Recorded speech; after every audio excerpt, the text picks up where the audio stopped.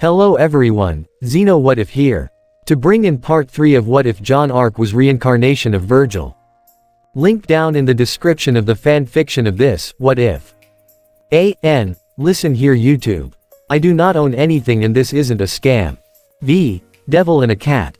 After the attack on Beacon, Blake decided to head back home to Menagerie to finally meet her parents and get away from all that has happened. While on the ship she found out that Sun was stalking her, which made her furious and slapped him for it, but while on the ship she saw someone that resembled that of one of her former friends but in red. Unknown to her, the person she was staring at was none other than Dante Sparta, twin brother of Vergil, Jaune. Dante looked over to see that she's been staring at him for quite some time now. Dante: "Hey lady, you should take a picture, it would last longer." Blake: Oh sorry, it's just you look like someone I know." Dante: "Oh okay." Walks over to her and Sun questioned, "Does this person has the same face, same hair but slick back and wears blue with a katana?" Blake: "Why yes." Dante: "Yes, finally he's here." Blake: Who are you?" Dante: "Oh, where are my manners, I'm Dante Sparta, nice to meet you." Blake: "I'm Blake and this is Sun. You said, he's here, do you mean?" Dante: "Yes, I assume you've met my brother Vergil, right?" Blake: "Yes, you." Dante: "Can you tell me where he is?" Sun: "We don't know, he flew off somewhere." Dante: "Well, that's no good." Well, thanks for the help anyway." Blake: "Wait. Are you a devil too?" Dante: "So you know about that too, huh?" Then yes, I am also a devil. Half devils, half human. Sun: "Cool, so what, you have can like fly and stuff?" Dante: "That's not all, kid. Watch this." He then grabs a slice of pizza and did the impossible. Sun: "Dude, that's awesome." Blake: "Sigh, well Dante, so you know Vergil, right? How strong is he?" Dante: "Well, that's hard to tell, me and him also battle each other, but right now the score is even." You'll also like. Sun: "How many times did you two fought?" Dante: "To be honest, I lost count." Blake: "Okay, next question, where are you going?" Dante: "Well, since you told me that my brother is out there still alive, I might as well fight him, but for now I just wanna go home and rest." "How about you too?" Blake: "I just wanna see my family." Sun: "I'm keeping her safe." Dante: "Oh really, because from what I've seen you've been stalking her this entire time." Sun: "It's not stalking, it's guarding." Dante: "Whatever say, kid." Alarm. Sun: "What's going on?" They all ran towards the edge and saw something moving in the water. Just then a Sea Fong emerges from the water looking down onto the ship. Sun: "That's one big grim." Blake: "We need to take it down fast." Dante: "Leave that to me."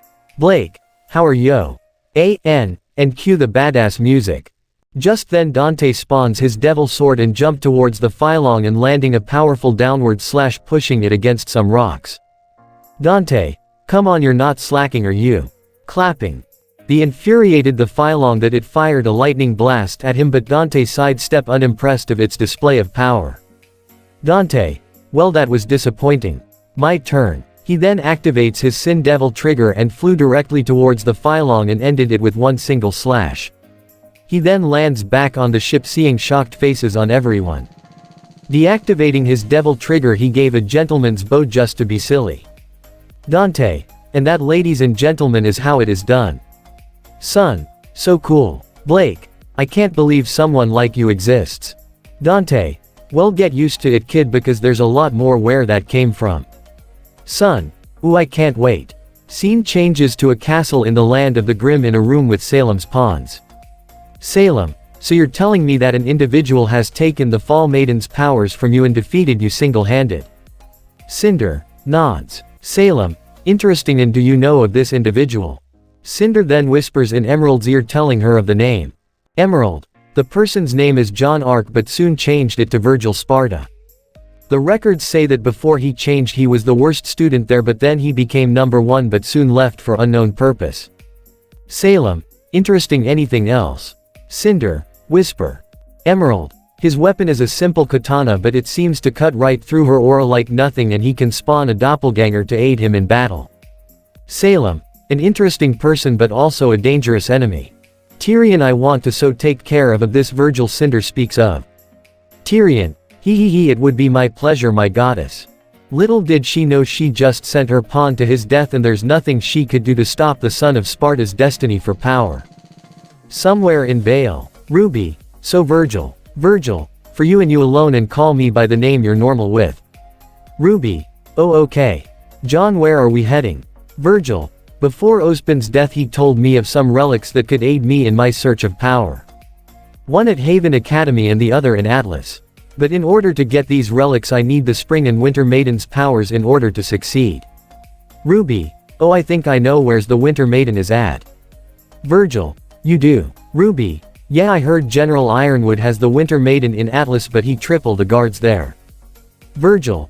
I see, well, we'll head there next after the Spring Maiden is found. Then he hears a twig snapped closes to his position. RWBY didn't notice yet, but say John stopped in his tracks.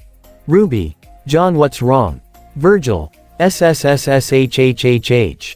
He then forms a menage blade and fired it at the location of the noise. Show the entire team JNPR. Vergil. I knew it. RWBY. What the hell you've been following us for? Violet. To see where he's going. Points at John. Pyrrha. You went off without saying anything to go with John. Nora. Yeah, where are you guys going? RWBY. That's none of your goddamn business. Violet. RWBY, we are trying to help because we don't trust John here. RWBY. I don't need your help or ever will no get lost. Vergil. Places a hand on RWBY's shoulder. I'll take care of this. I suggest you all stop following us and go back home. Didn't you all know it's past your bedtime? Violet. Shut up, you weak little shit. You have no right to tell us what to do. Vergil. Do you really want to repeat on what happened last time? Violet. Last time that was a fluke, but now we can take you on. Readies her greatsword. Vergil. Please, all four of you against me will not change the fact that your defeat is inevitable.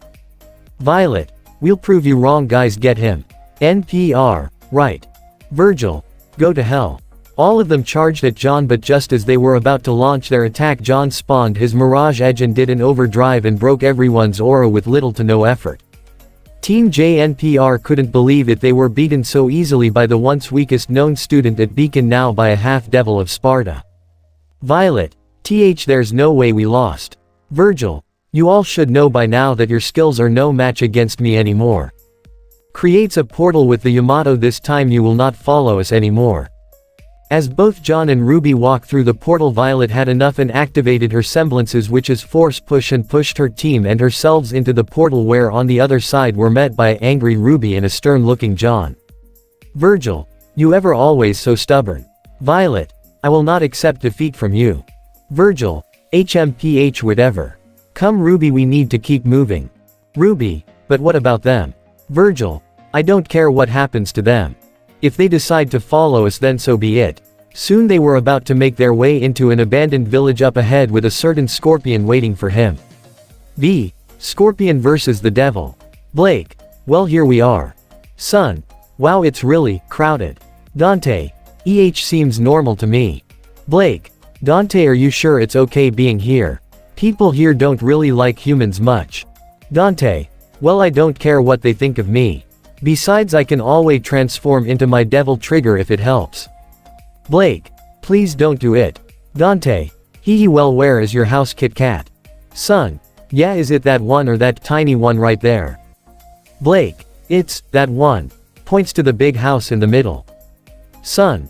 What? Dante. Wow, color me impressed, but just a little. As they walked towards Blake's house, she asked Dante about his relationship with his brother. Blake. So Dante, tell me about your relationship with your brother.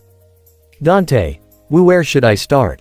Well, now we always fight to see who's better, but sometimes he's out to kill me. One time he stabbed me with my own sword. Both Son and Blake never knew John had it in him to stab his own brother like that. Then Dante told him how he also almost brought the underworld to Earth with the Glyphothan, separating himself with the Yamato, making V and Urizen. Now Blake is hoping John's doesn't, so that to remnant or this world will be doomed forever. Finally they arrived to the front door of Blake's house. Blake. Well, here we are. This is going to be awkward. Son. Why? Blake. It's been a long time since I've seen my parents. Dante. Well, kid, there's no turning back now. She agreed and knocked on the door, alerting that she's home. Let's be honest, when she knocks on the door she really puts a lot of force on it. Soon the door opened, showing a woman with cat ears, as well surprised of who it is. Callie. Blake. Hi mom. Callie. Oh my baby girl. Suddenly a loud voice came within the house. Gira. Callie, who is it? They lean over to see a panther base. Fawn's happy to see his daughter again. Callie. Oh please come in. Time skip. Callie. We were horrified when we heard the news. The Kingdom of Vale wasn't perfect, but it certainly didn't deserve what happened. We were so worried. Gira. Please, I knew she'd be fine. Callie. Oh, that's not the slightest bit true. You should seen him pacing. Son. You guys have nothing to worry about. I've seen your daughter in action before, trust me. She got the moves. Gira just stared at son with a death stare. Gira. And what do you mean by that? Mr. Wukong. Dante. You should really choose your words more carefully, kid. Callie. Blake, who are those two? Blake. Sigh, the blonde one is son and the silver one is Dante. Callie. So Mr. Dante. Dante. Please just call me Dante. Dante Sparta. Gira. And you seen my daughter fight? Dante. Nope, but I can tell she can handle stuff on her own. Son. Says you. You took down a freaking Phylong. Gira. A Phylong by yourself. Blake. Son, I thought we weren't supposed to tell them. Callie. Tell us what? Blake. Sighed Dante. You can show them. Dante. You got it. He got up as the two stares at him with confused on their faces. Suddenly he transformed into his devil trigger, scaring both Callie and Gira as the process. Callie. What the? Gira. What are you? Blake. Mom, Dad, Dante here is a devil. Son. Well, half devil. Callie. A devil. Dante. That's right, miss, I am indeed a devil, but only half. I'm the son of the legendary Devil Knight Sparta. Son. Question: how come this devil transformations is different from the one you used hours ago? Dante. That's the Sin Devil trigger, while this is just a normal devil trigger. Also, the Sin Devil trigger drains more out of me than this form. Gira. I see. The scene changes to John, RWBY, and Team JNPR entering an abandoned town right after they exited out of the portal John made with the Yamato. Vergil. Keep up if you don't want to be left behind. Violet. Shut up. RWBY. What is this town? Nora. No clue. John then looks at Asai and moves some leaves out of the way, seeing the name of the town that once was. Vergil. This town is named Onuri. Pyrrha. I never heard of town named Onuri. Violet. Neither have I. Ren. I have. You might think of it as Anima's Mountain Glen, have it never been completed. Years ago the richest members of Mistral were unhappy with how the kingdoms were running. Angry at the council, they pulled their resources together to build their own city with their own laws. But Vergil. The grim attack. Ren. Yes. Vergil. Figures that they didn't have enough support since they left the council, have them to fight for themselves. Nora. What do you mean? Vergil. Without the aid from the kingdoms they lost the support they need to have this little future they had but failed. Strength is everything. Might controls everything, it is simple as that. Pyrrha. Is that's why you're on this journey, Zhao? I mean Vergil. Vergil. Yes, and for my brother. RWBY. Dante. Vergil. Indeed RWBY. Now let's keep moving. Time skip. As they continued on wandering the town, John stopped in his tracks, making everyone question what he's doing. RWBY. John, what's wrong? Violet. Why did we stop? Vergil. SS's shish. It was quiet, but John has the Yamato ready in hand, waiting for the foe to strike. Suddenly the person jumped off the rooftop and landed on the ground, laughing while charging at John. He swung his weapons at him, but John dodged every swing of his attacks and summoned his Mirage Edge and parried his attacks. The cut off the enemy a bit until John launched his move Million Stabs on him. This flung him towards a building, making a hold in the process. Vergil. Is that all? Ooh ho ho hee, this is fun. Ren. We don't want to fight. Violet. Who are you? Tyrion. Well, since you're about to die, my name is dear old Tyrion, and why I'm here certainly doesn't concern you. Points to Ren. You points to Nora. You asterisk points to Violet. Not you points to Pyrrha. Well, you do interest me. Gestures to RWBY. RWBY. What? Tyrion. Who I'm here for is you. Points to John. Vergil. And why's that, huh?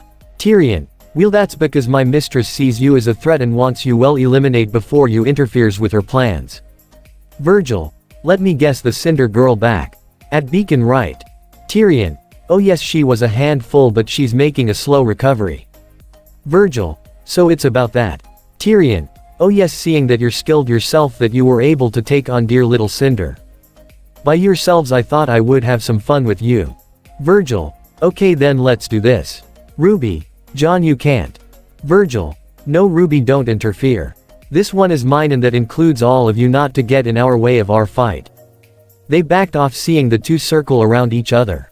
Then Tyrion laughed and charged right at him, seeing that Jon was unimpressed by this outcome. The two clashed, both swinging their weapons at each other in impressive speeds. RWBY wanted to join in on the fight, but then she saw that Jon's expression was calm and unamused, like he was going easy on him. Tyrion, hee yes, let me hear your screams. Vergil, Tyrion, what's wrong, cat got you tongue? Vergil, Tyrion, okay then I'll make you scream, ha ha ha. He then uses his stinger to try and catch him off guard, but Jon saw this and formed a mirage blade to ping it down. Tyrion, ow you bitch. He tried freeing his stinger but to no avail. Then Jon launched a helm breaker, then a overdrive that took almost half of aura with him. Then as a final move to finish him off, launched his powerful move to end him. Deep Stinger. Vergil, here goes. He pulls out both his Mirage Edge and the Yamato and spin around like a drill, charging towards him. Tyrion knew if this hit him he would surely die, so he needs to retreat fast. He quickly jumped out of the way just in time and jumped over rooftop until he felt a massive pain in his legs and saw the two Mirage blades were able to penetrate his aura. He fell back on the ground and seeing Jon is already in front of him, staring down like a present to a king. Vergil, who do you work for? Tyrion, I will never tell you even if. But before he finished, Jon sliced him in two, killing him, then walking away, seeing his group all in shock of what he did. Vergil, let's continue. Violet, what, that's it? Don't you feel like a sense of remorse or pity towards him? Vergil, why should I? He nothing but a nuisance to us and we need to keep moving, isn't the right RWBY's uncle? They all turned to see Kiro coming out of a dark alleyway. Kiro, so you know, kid. I'm impressed that you were able to kill someone without any regret. Vergil, he was not the first person I've killed so far and he will not be the last. RWBY, Uncle Kiro, what are you doing here? Kiro, oh, just trying to keep you all safe. Vergil, no, there's more to it than that, Kiro. Ozpin told me of the four maidens, but I knew there's more to it in his little story, so what is it then? Kiro, sigh, okay, but first let's set up camp nearby, I'm tired. Everyone except Jon, me too. Vergil, this is the end of part 3 of this What If. I hope you guys like it. Don't forget to leave a comment down below and subscribe to my channel.